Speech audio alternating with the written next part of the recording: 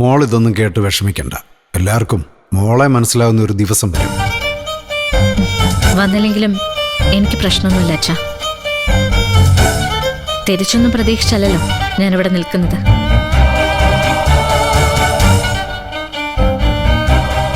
സ്വന്തം കടമ ചെയ്യുമ്പോൾ അതിന് പ്രതിഫലം ആഗ്രഹിക്കുന്നത് തന്നെ തെറ്റാ.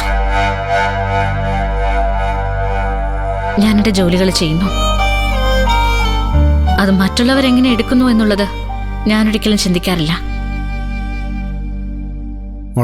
മോള് വാ.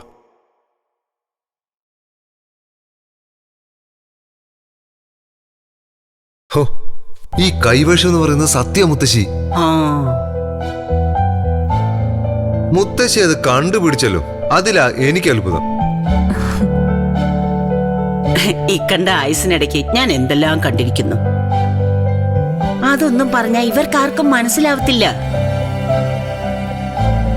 ഞാൻ വിളമ്പിത്തരാൻ നിനക്ക്, നീ അത് കഴിച്ചാ മതി. വിശപ്പ് പോയമ്മ, ഞാൻ പിന്നെ കഴിച്ചോളാം.